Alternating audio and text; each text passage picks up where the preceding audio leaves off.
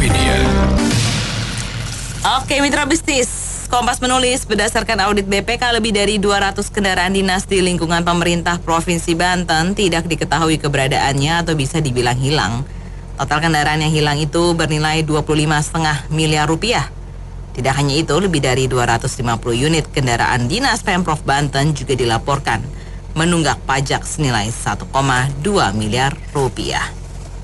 Apa komentar Anda mengenai ratusan mobil dinas di Pemprov Banten yang hilang dan menunggak pajak itu?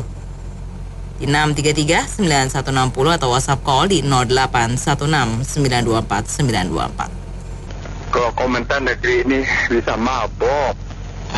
Kayak hukumnya kacau, tak agamanya gila-gila. Ya gitulah. Jadi semua nggak tahu mana yang benar mana salah. Ya nggak? Kan ada contoh pepatah. Kalau memang atasannya nggak benar, bawahan pasti ikut. Ya gitulah. Yang penting cerita negeri ini ya udahlah, capek. Ya, kalau banyaknya kasus-kasus di Indonesia yang model kayak Banten ini kan memang banyak banget ya. Jadi esensinya harusnya bisa tahu tuh, Provinsi Banten itu kurang religius gimana sih? Ya, tetapi fakta membuktikan, ya kan isinya maling semua sama koruptor semua, dan petugas yang aparat yang berwenang juga membiarkan, nggak berkuasa, ya sampai orang maling kok sampai ratusan mobil segala macam tuh ya pada hilang, nggak bayar pajak. Itu udah pangkat berapa tuh ya, ngilangin kendaraan aja udah salah. Ini soal pajaknya bisa diraitin gitu loh. Jadi masyarakat Indonesia supaya bisa berubah ya mindsetnya, lama makin parah nih Indonesia. Jadi saya minta pemerintah yang akan datang nih ya, Pak Prabowo sama Gibran, itu memang harus melihat banyak data nih ya, apa yang terjadi supaya Indonesia nih biang keladinya tuh siapa nih ya, korupsi sama pembiaran begini. Itu aja. Contoh inefisien dalam pengelolaan aset negara ya, dalam mengelola aset ya, terutama mungkin perusahaan atau apa ya, memang contohnya itu pemerintah. Karena kalau menurut saya tuh banyak sekali aset-aset di pemerintah ya, contohnya kendaraan maupun rumah itu. Jadi kalau udah dipegang sama orang tersebut atau oknum tersebut itu dia udah merasa milik dia sendiri. Padahal dia itu hanya dipinjamkan atau inventaris. Udah banyak kan ya Bu ya, kita dengar di berita ya, bahkan pengosongan rumah dinas saja sampai rusuh ya. Iya. Itu ya. Sampai dia udah merasa ini saya udah merasa punya saya ini, padahal itu hanya dipinjamkan atau inventaris rumah dinas. Sampai ada yang sampai bakar-bakaran, bacok-bacokan sampai berantem, itu rumah dinas loh. Apalagi kendaraan pribadi yang bisa bergerak seperti ini, itu udah mungkin udah spare partnya udah digadaikan, atau mobilnya udah digadaikan, atau mungkin disewakan ke pihak lain yang mungkin kan banyak tuh sekarang rental mobil ya Bu ya, yang mungkin bisa jam-jaman, bisa bulan-bulanan, bisa mingguan. Nah mungkin udah berpindah tangan. Banyak sekali seperti itu. Jadi menurut saya contoh paling tidak efisien dalam pengelolaan inventaris itu ada pemerintah. Kalau mau contoh yang baik itu adalah contohlah swasta. Swasta itu seperti begini nih. Kalau misalkan ada suatu manajer diberikan mobil, itu suatu perusahaan itu nggak mau beli, dia itu nyewa. Disewakan saja, mungkin suatu sewakan kendaraan roda 4, perusahaan itu gak usah pusing, dia cuma membayar uang sewanya. Nanti setelah kontrak si manajer itu habis, ya udah dia kembalikan lagi mobilnya. Dia tidak perlu mengganti spare part, tidak perlu pusingin ke bengkel dan lain-lain. Jadi cuma pikirkan bensinnya saja. Jadi kalau misalnya suatu saat mobil itu udah kilometernya udah sampai, dia pulangin aja ke tempat penyewaan rental tersebut. Dia rental lagi mobil yang kilometernya mungkin masih baru-baru. Seperti itulah contoh pengelolaan yang efisien dan baik. Contohlah tirulah swasta. Itu aja, terima kasih. Saya coba mau beri saran aja supaya rakyatnya nggak gelisah gitu kan. Ini kan programnya udah ada program Tapera. Jadi tambahin lagi aja Tapemora gitu. Jadi bila 3% jadi 5% gitu kan. Jadi rakyatnya tambah senang gitu aja dari saya. Makasih. Iya, dari penulisan Kompas dan fakta di lapangan kehilangan mobil segitu banyak dan tunggakan pajak, kita sebagai rakyat biasa itu dapat mengambil satu kesimpulan bahwa bisa jadi Pak, bisa jadi tidak ada seorang pejabat pun yang peduli kepada uang negara maupun kepada uang hasil pemungutan pajak dari semua pembayar Pak. Jadi kalau dia peduli sedikit, dia paling peduli kepada proyek-proyek, peduli kepada jangan diaudit BPK sehingga munculnya itu adalah laporan yang merah atau jelek sehingga menjadi perhatian. Uang-uang APBN, APBD, kalau dari kejadian berulang-ulang seperti ini, kita dapat mengambil kesimpulan bahwa tidak ada seorang pun pejabat pun, karena itu bukan uang dia anggap itu bukan uang dia, itu uang negara. Sehingga dia tidak peduli. Mobil hilang, masa ratusan mobil itu bisa hilang? Di perusahaan satu mobil pun tidak bisa hilang, Pak. Karena kita tahu yang pakai siapa, yang pinjam siapa, yang bertanggung jawab siapa. Jadi itu semua terregister dengan baik. Ada orang yang approve dengan pakai itu ya harus bertanggung jawab. Demikian Pak. Jadi saya merasa bahwa ini sangat sedih dan parah sekali. Kelihatannya tidak ada pejabat yang peduli karena itu bukan uang dia, karena itu adalah uang negara, uang rakyat yang mau dihabiskan dengan cara apapun dia tidak peduli, dia tidak care. Demikian, terima kasih. Ya, sedih sekali ya mendengarnya. Ternyata iya panutan rakyat, kepercayaan rakyat seperti itu. Sementara rakyat mobil-mobil direncanakan 10 tahun tidak boleh dipakai, menyedihkan sekali. Padahal itu penghasilan bengkel-bengkel yang bisa memperbaiki mobil puluhan tahun dapat diperbaiki.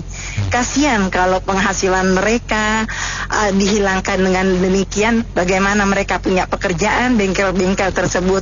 Sementara mobil milik negara hilang demikian banyak, tidak setor pajak, sementara rakyat dikejar-kejar pajak. Menyedihkan banget gitu.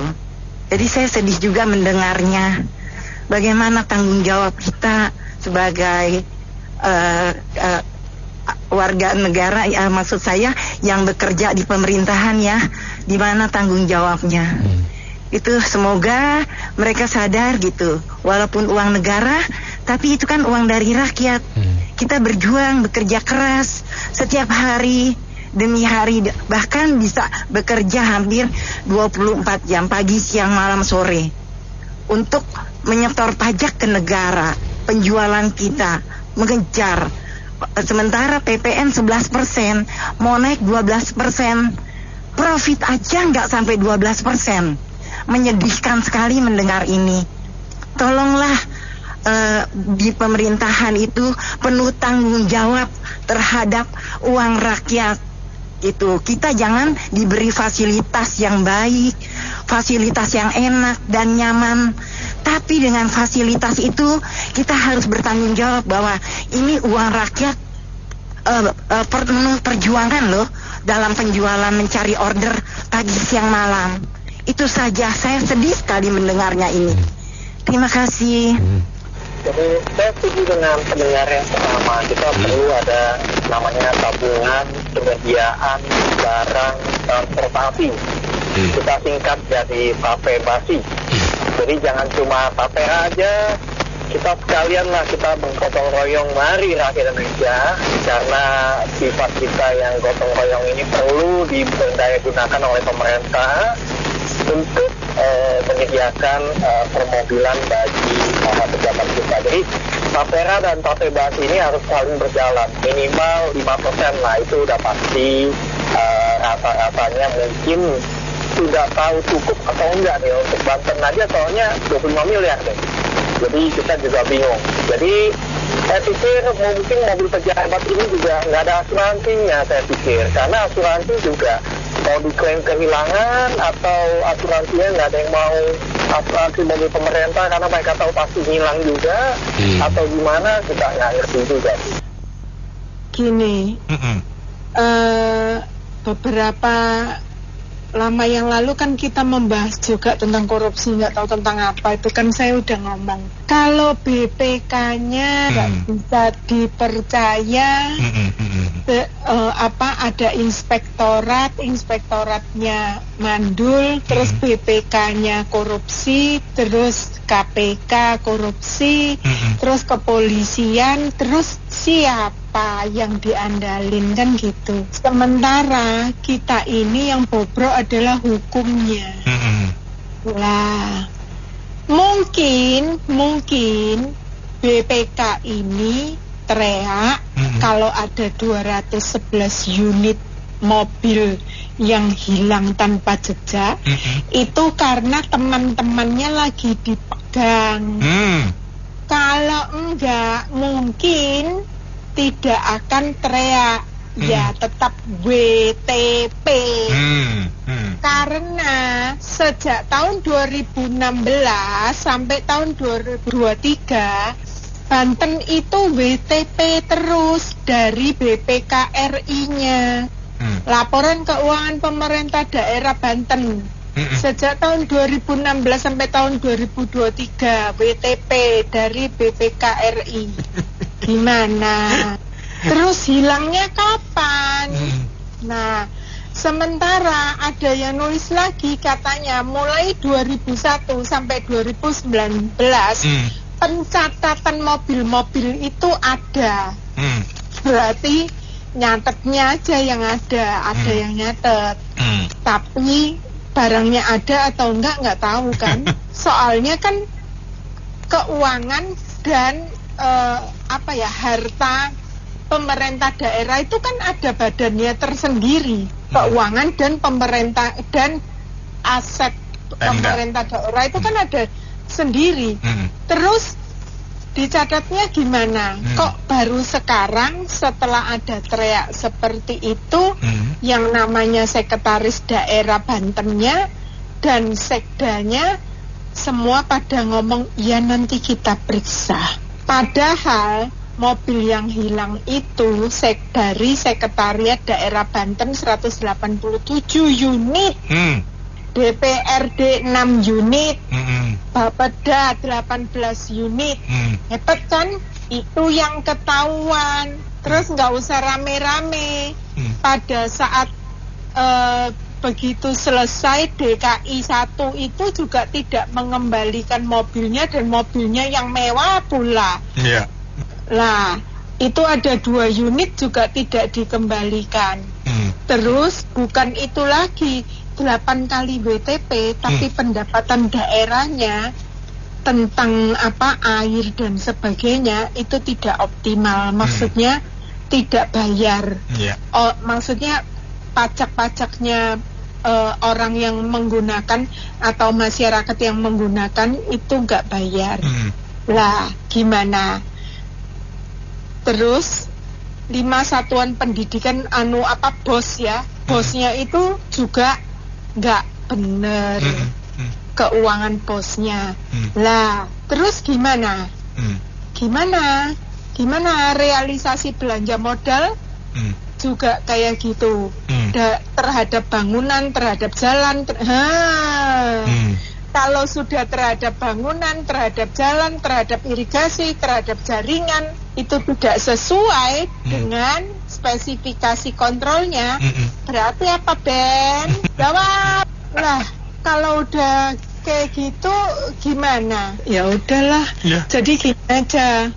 Kalau dulu ya, zaman Orba, itu tidak ada pembukuan, tidak ada pencatatan aset negara. Oke? Itu pernah dikeluarin oleh Bu Sri Mulyani. Jadi kebanyakan PNS atau pejabat-pejabat negara itu kalau begitu udah turun, rumahnya ataupun tanahnya ataupun apa saja itu jadi milik pribadi. Tapi sekarang perangkatnya kan boleh katakan udah lengkap ya. Tapi pengelolaan asetnya kok belum sepenuhnya. Lah, artinya apa? Artinya memang nggak niat ngelola negara. Makasih. Hilang tuh nggak mungkin, Om. Dicolong sih iya, Om. Cuma yang saya heran nih maling-maling ini loh, ini rakus sekali Om. Pertama, itu barang bekas aja kok dicolong itu loh. Udah itu nggak tanggung-tanggung, yang dicolong bukan cuma fisiknya doang, pajaknya juga dicolong, bayangin nggak tuh Om? Karena setahu saya ya, yang namanya di dinas itu kan setiap tahun selalu ada jatah untuk bayar pajak. Karena kan saya dulu juga pernah di Pemda ya. Jadi dari gubernur itu udah dialokasikan masing-masing pajak setiap kendaraan dikasihkan kepada masing-masing dinas terkait. Nah dari dinas terkaitnya pengelolaan ke lapangannya saya nggak tahu gimana kok bisa sampai bertahun-tahun nggak dibayar. Apakah ikut hilang juga barang mobilnya? Ini berarti pinter sekali nih Om yang nyolong nih. Jadi 1 kali dayung 2 pulau terlampaui. Dia dapat pajaknya, dia dapat mobilnya gitu Om. Sebenarnya melacaknya sih gampang, tinggal dicek aja itu posisi terakhir kendaraannya ada di dinas mana, terus yang pakai terakhir siapa, itu aja sih gampang. Jadi nggak perlu sampai di di blow up segala macam, apalagi yang blow up sekelas BPK nih. Jadi pertanyaan juga nih, kenapa BPK tiba-tiba nge-blow up? Apakah karena setorannya kurang? Saya nggak tahu gitu. BPK itu kepanjangannya itu Badan Pencolong Kendaraan. Tapi berasa aneh nggak sih bro, tiba-tiba dia bisa ketemu kasus kendaraan yang nggak itu ya nggak tercatat ya. Merasa aneh nggak tiba-tiba dimunculkan. Kira-kira gitu kan. Kira-kira itu kan biasa lagi sengaja munculin satu kasus buat nutupin kasus BPK sendiri. Ini toh. Nah itulah yang terjadi. Jadi saya terus terang merasa sangat prihatin dengan semakin banyak berita-berita yang menyangkut lembaga-lembaga pemerintah, apalagi sekelas lembaga seperti BPK ya. Oke lah di Provinsi Banten ini kejadian ini. Di mana, di Tangerang atau di mana? Di Banten Pak. Banten lah ya. Nah di Banten kan ada BPK setempat kan. Iya betul. Di provinsi kan ada kan. Masa mereka nggak bisa lacak ada kendaraan yang sampai begitu banyak yang entah kemana raibnya. Ini kan nggak masuk akal. Nah tiba-tiba muncullah seperti ini, sengaja dimunculkan ke permukaan supaya diliput oleh media. Jadi saya pikir biarpun mereka memunculkan itu harusnya, saya nggak tahu apakah bisa segera dilaporkan, apakah ini delik aduan ya, masyarakat bisa adu nggak ya seperti itu. Kalau bisa itu ada masyarakat adu masuk ke ranah pidana polisi. Karena kan jelas kan, objeknya jelas. Dan siapa yang bisa diadu kan jelas. Jadi mumpung BPK yang melontarkan, ya organisasi sebetulnya langsung bikin delik aduan atau proveni atau pasien bahwa ini ada penyalahgunaan aset negara kan. Ini kan bisa kan. Lantas kita lihat seperti dulu DKI, itu begitu banyak yang tiba-tiba dikatakan kelebihan bayar. Tiba-tiba muncul ada kelebihan bayar, ada kelebihan bayar. Ini kan sesuatu yang aneh sekali. Dan lebih aneh lagi, ada mahasiswa yang ikut mensuarakan. Kita aja di pasar sopir keluar terus setiap hari. Dan ini kan kenapa banyak sekali yang tadinya suka teriak-teriak entah masalah penistaan agama lah, itu diteriakin lah. Dan seperti gini kan udah jelas ini sangat merugikan negara. Kenapa sih nggak ada yang teriak lebih kencang? Jadi mau dibawa kemana negara kita ini? Akar persoalan kita itu hukum. Turunannya korupsi lah segala macam, ini kan sebenarnya korupsi kan. Betul. Mereka itu terjadi kongkaliko. Kalau nggak ada sesuatu yang harus di blow up untuk menutup pintu lain, ya didiamkan aja. Saya kan teringat kembali seperti dulu yang gubernur DKI itu Ahok kan. Dia kan yang paling kencang ya, betul. Paling kencang. Saya nggak perlu UTP kok.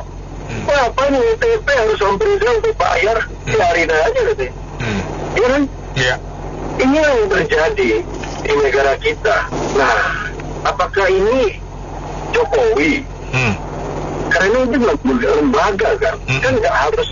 Ini kan nggak harus Jokowi tanggung jawab. Saya pikir ini masyarakat tertentu harus menuntut.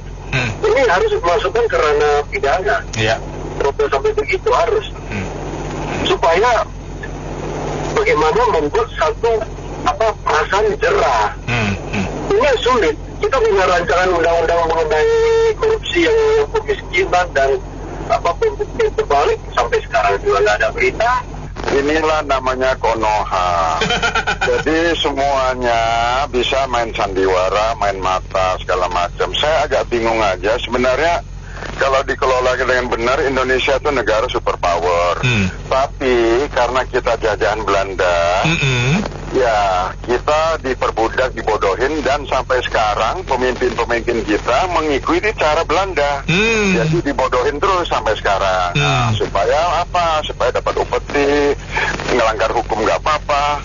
Jadi saya juga nggak tahu ya sebenarnya Indonesia ini kalau kayak gini apa bisa kiamat ya? Saya juga nggak tahu. Dan lebih lucu lagi masalah kendaraan nih. Kalau nggak salah nih, mohon maaf ya, tolong koreksi. Dulu bekas ibu negara kita juga sama kok. Dulu kalau nggak salah dia punya mobil dinas, dia juga istilahnya ngemplang, ya nggak mau dibalikin ke negara. Lu mau apa? Nah, kira-kira begitu. Iya, kan salah satu tujuan bernegara kita adalah keadilan sosial bagi seluruh pejabat Indonesia. Sebelum rakyat, pejabatnya dulu. Oh gitu. Ya. Iya dong. Ya, masa menteri aja boleh korupsi, yang di bawah nggak boleh. Kan itu nggak rata. Iya. Jadi harus rata. Ya, itu yang pertama. Yang kedua, kalau saya lihat memang provinsi-provinsi tertentu yang kepala daerahnya kadang bermasalah ya. Ya kita tahu ya, Banten ya, bukan rahasia lagi. Nah itu umumnya manajemennya memang jelek. Ya jadi itu kan properti milik negara ya, mobil-mobil tersebut. Nah masa punya negara nggak boleh buat masyarakat? Kan itu masyarakat juga kan? Ya kan, masa nggak boleh gitu kan? Apalagi mungkin kan mobil-mobilnya udah jelek gitu kan ya. Ya udahlah dihibahkan gitulah, ya kan. Kita aja bagaimana supaya APBD, APBN itu keluarnya lebih cepat ya. Jadi yang lama-lama ya sudah mungkin dianggap hilang lah, tahu sama tahu lah ya. Seperti tadi juga di info ya, kalau mungkin ya upetinya kurang ya diungkap. Kalau upetinya cukup ya tahu sama tahu.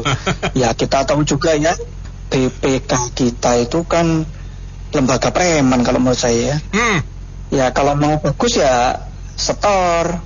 Setornya juga nggak boleh tawar, ya kan?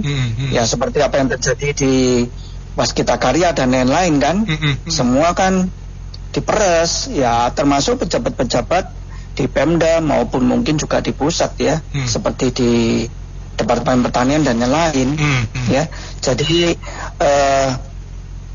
harusnya memang yang namanya undang-undang perampasan aset itu sudah disahkan dulu. Masalahnya adalah ada partai yang mengatasnamakan Partai Wong Cilik, tapi tidak pernah membela Wong Cilik, tapi membelanya orang-orang yang korup. Ya kan? Ya mau bagi-bagi sembako protes, mau BLT protes. Nah itu kan sembako dan sebagainya itu kan untuk orang-orang miskin, untuk orang-orang yang kita tahu lah ya. Kita nggak usah sebut kerja. Dan itu banyak sekali dilakukan oleh Jokowi. Tapi kan partai PDI kan tidak setuju. Ya jadi kita tahu akhirnya siapa dia, namanya doang. Mau dengarnya ini mau ketawa atau mau sedih atau mau apa, saya bingung. Campur-campur ya Pak ya. Iya kan, itu kan sebenarnya mudah sekali dilacak. Tahun anggaran sekian, nomor sekian, pemakaian terakhir di kedinasan siapa yang bawa. Jadi kok bisa hilang gitu loh. Jadi kalau saya mau bilang kata kasar gini loh, ini mau maling kok maling barang bekas gitu. Mau maling yang baru aja lah sekalian. Jadi kan dosanya nggak tanggung-tanggung gitu. Dapat barang baru dosanya sama. Iya, daripada barang bekas itu kan malu-maluin. Begini, negara republik ini udah hancur-hancuran begini. Utang tambah terus. Semua orang pengen menguasain. Jangankan begitu, Paman Usman aja sudah tidak menjadi ketua MK, dia masih memakai fasilitas ketua MK. Itu gimana? Itu susah ini. Nggak bisa, kita cuma geleng-geleng kepala doang, stres doang. Nggak bisa ngapa-ngapain. Karena apa? Kita tuh rakyat biasa. Kita dibebankan pajak begitu besar. Banyak pajak ini, pajak itu, tapera lah, BPJS lah, PPN lah, PPA lah, segala macam. Apalagi seorang swasta, gaji cuman UMR 5 jutaan kurang. Itu potongannya banyak. Jadi gimana ini pemerintah kita nih? Susah. Jokowi lagi mikirin cuma keluarganya doang. Saya nggak dipikirin. Bodoh amat katanya. Yang penting ya sekarang ketua Mahkamah Agung udah membuka lagi untuk sang mahkota kedua. Wah, saya baru saja mendengar berita kepala IKN namanya Pak Bambang Susantono, terus wakilnya Wahyu siapa nama belakangnya kayak nama cewek gitu, mengundurkan diri. Terus ada pernyataan pers dari kementerian, kalau nggak salah Kementerian PUPR, terus Sekretaris Negara. Jadi yang menggantikan proyek di IKN sana itu nanti Kementerian PUPR dengan jabatan PLT, pelaksana tugas. Jadi ini sebetulnya negara ini berat Mbak Anita kalau secara politik ya.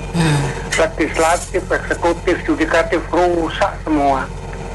Nah, tragisnya kaum intelektual tidak mau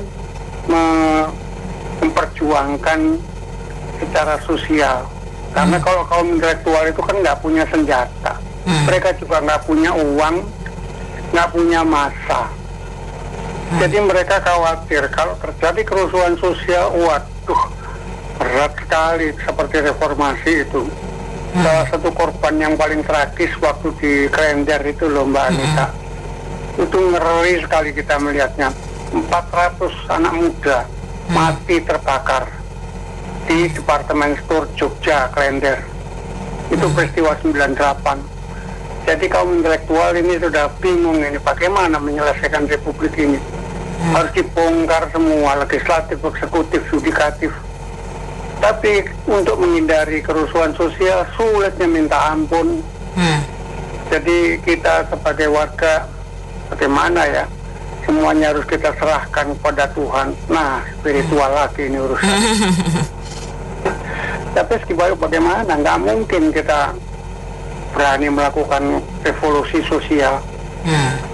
Ngeri korbannya. Di kerugiannya terlalu besar. Yang terakhir itu coba itu. Jadi dari yudikatif misalnya MK 90. Ditambah lagi Mahkamah Agung membuat keputusan begitu. Undang-undang dirubah seenak jidat. Kaisang nanti bisa jadi wakil gubernur. Ini apa ini? Hanya gara-gara umur.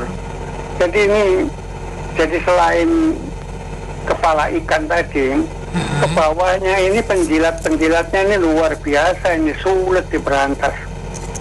Ya struktural, budaya, politik, waduh, ekonomi, hukum terutama yang nggak mungkin ditegakkan, termasuk yang sekarang Anda bahas ini, Banten ini. Kan gubernurnya sudah ada yang terkenal dulu tuh, Ibu Atut gitu. Sekarang tampil lagi. Dan ini kecil Mbak Anita dibandingkan dengan itu tambang timah itu. Dari 271 triliun dikoreksi oleh Jaksa Agung 300 triliun bukan 271. Loh, yang ngomong Jaksa Agung. Saya kan butuh bukti bukan janji. Kalau informasi begini aja lelah kita dengarnya. Berat ini. Ya mudah-mudahan kita melalui spiritual kita dilindungi kita semua oleh Allah Subhanahu wa Ta'ala. Terima kasih. Ya, ini sebenarnya yang bertanggung jawab siapa? Ya presiden lah. Paling topnya kan jenjang manajemen di Indonesia ya paling topnya ya presiden. Siapa lagi yang mesti kita salahin? Kalau masalah siapa yang milih ya salah dia juga. Kenapa nggak bisa beresin? Sekarang baru ngeluh. gini ya, kita melihat itu aset Pemda hilang, dinyatakan hilang, berarti ada yang maling ya, maling ditangkap dong. Tapi sepertinya itu suruh rakyat itu, wah maklumin aja, dia kan pernah menjabat, jadi ini dipakai dia deh, kayak dikasih hadiah. Benar nggak begitu? Coba kita tanya. Secara undang-undang ada nggak pejabat dikasih begitu? Kan udah dikasih tunjangan selama menjabat. Malah yang agak aneh itu anggota DPR asal pernah menjabat aja pensiun, udah dicopot aja masih dapat pensiun. Kita rakyat yang begitu pensiun ya udah hilang. Kalau udah dipecat atau apa ya, ini kan amburadul. Sepertinya rakyat disuruh maklumin ya, kalau ada pejabat yang ambil aset ya, jangan banyak cincong ya, maklumin aja, kasih aja. Tapi kalau begitu pajak wajib bayar, tapera wajib nabung. Masalah pengembalian nanti, oh ya itu nanti dilihat. Begitu cara mengelolanya, kan brengsek semua. Makasih. Ya, kalau menurut saya hal itu aneh dan lucu. Tapi kalau tidak sampai di media sudah beberapa waktu tidak ada gerakan apa-apa, yang lucu tadi jadi tidak lucu. Itu aja Mbak, makasih. Memalukan juga kalau kayak begitu di Banten. Saya sebagai orang ya jadi orang Banten. Aduh ampun dah, kalau kayak begitu tuh ya gimana, masa dia pakai mobilnya sendiri hilang, masa hilang? Itu plat merah, kalau plat merah kayak begitu di mana nih, taruh nggak ada yang ngambil? Oh, apakah dia tuh sekarang tuh sudah jadi plat hitam? Kerjasama semua. Atau menguap? Menguap. Aduh ampun, udah memalukan banget itu. Benar-benar itu pejabatnya yang memalukan kayak begitu tuh.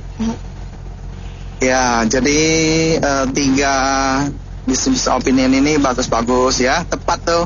Jadi awalnya lucu, lama-lama tidak lucu lagi. Jadi itu sama dengan tahu sama tahu. Ya, anak-anak melihat orang tua, pejabat bawah melihat pejabat atas, Pemda daerah melihat Pemda pusat. BPK sendiri hari itu juga ada masalah. Apalagi ini hanya masalah mobil dinas, nunggak pajak. Barang-barang sebesar itu yang tiap hari pakai, tiap hari ada bagian administrasi GA yang kontrol, atau siapa yang memang barang itu dia yang pinjam, dia yang usernya pakai, kan ada form peminjamannya, laporan peminjamannya, bagaimana bisa hilang tidak dimintakan pertanggungjawaban.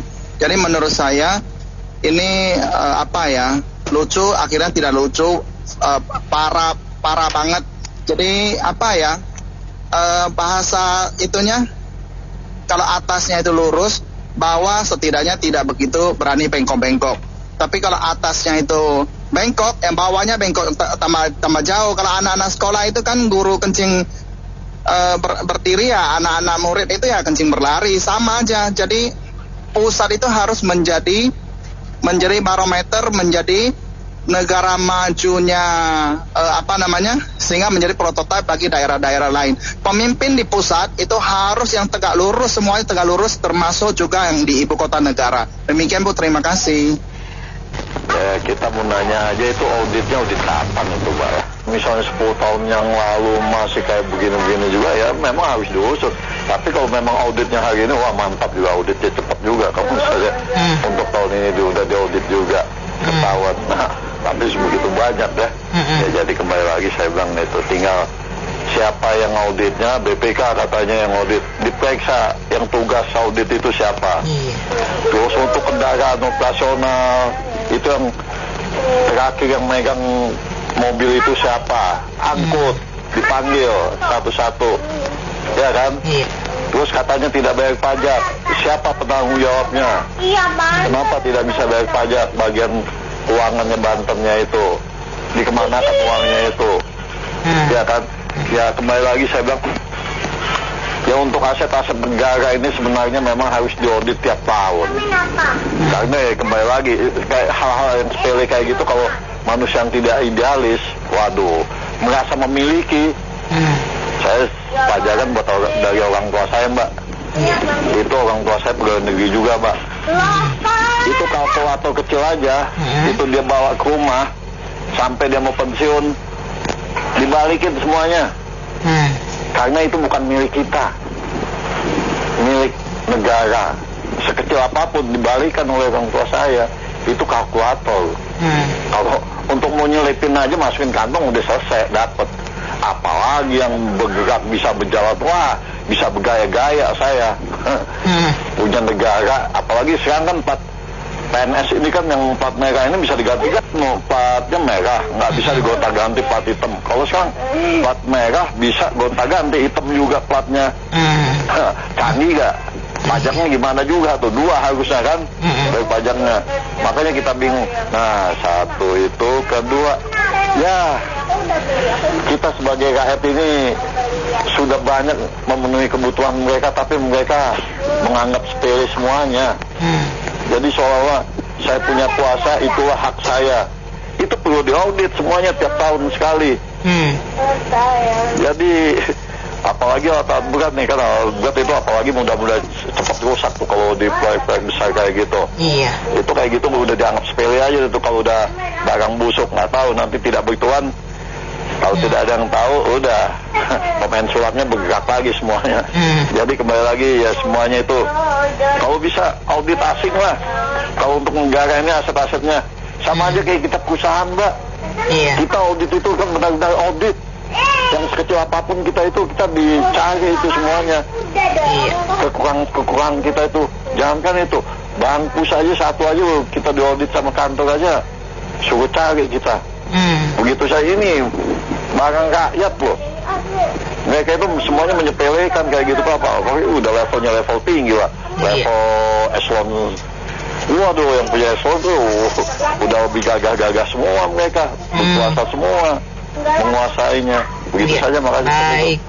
Terima kasih Pak Henry atas komentarnya dan semua mitra bisnis yang sudah bergabung dalam sesi kali ini. Saya Anita Wijaya.